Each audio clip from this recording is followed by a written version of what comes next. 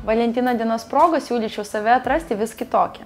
Pagalvokite, kokie jūs norite būti šį vakarą – seksuali, romantiška ar tiesiog dvelkinti natūraliu grožiu. Anksčiau filmuotose bloguose galite rasti įvairių patarimų ruošiantis šiam vakarui. Makiažas turi būti, tačiau neturėtumėte atrodyti perdėtai išdabinta kaip naujametinė eglutė. Parodykite savo natūralų grožį, tuo pačiu atskleisdamas savo seksualumą.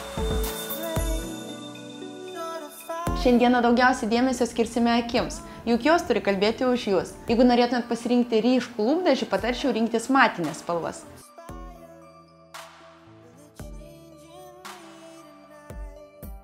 Pasidengus veido odą kreminę pudrą, mes turėtume ją užsifiksuoti.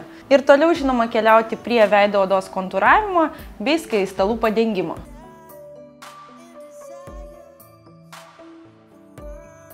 Pasiruošus veido odą, mes keliaujame prie akių. Ir šį kartą mums prireiks juodo pieštuko bei kelių teptukų. Perbraukime per apatinę blakstienų augimo liniją iki rainelės viduriuko. Išorinėme kampe linija turėtų būti šiek tiek storesnė. Ir tada keliaujame link viršutinės blakstienų augimo linijos. Siūlyčiau neužeiti toliau nei akies rainelės viduriukas. Pasiėmus mažą plokščią natūralaus plauko teptuką, išretušuojame šią liniją.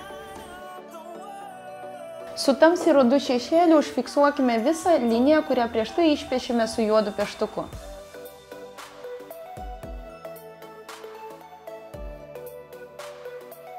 Su šviesesniu rudu šešėliu perbraukime per apatinę blakstienų augimo liniją, šiek tiek toliau nuėjus nuo užfiksuotos zonos ir taip pat šiaurimai apačią perbraukime per viršutinę blakstienų augimo liniją.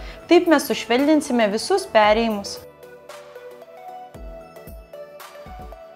Satininiu kreminės spalvos šešėliu užfiksuojame visą judrųjį voką. Nepamirštame ir zonos po antakiu. Prieš tai naudotų rudų šešėlių kontūruojame akies lanką.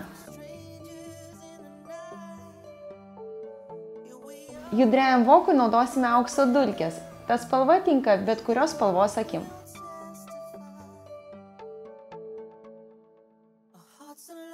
Intensyviai pasidenkite šiuo produktu judrųjį voką. Ši akių makiažo schema tinka beveik bet kuriom akių formom. Tačiau jeigu jūsų akys iškylios arba labai apvalios, siūlyčiau į akies gleivinę įpiešti juodu pieštuku. Kitais atvejais tiesiog perbraukite su juodu apvadu per blakstienų augimo liniją. Padažome blakstienas. Užsimerkim. Toliau keliaujame prie antakių formavimo. Jeigu jums kyla šioje vietoje daugiau klausimų, grįžkite prie ankstesnio blogo apie antakių korekciją. Paskutinis ir gan svarbus etapas yra lūpos. Čia yra keli pasirinkimai. Jeigu norėtumėte atkreipti jaunuolio dėmesį, aš siūlyčiau pasiryškinti lūpas raudona spalva. Tačiau jeigu jūs keliaujate į romantišką vakarienę, o jūsų antrai pusei nelabai patinka ryškus lūpų dažai, tada aš siūlyčiau pasirinkti tiesiog vazeliną.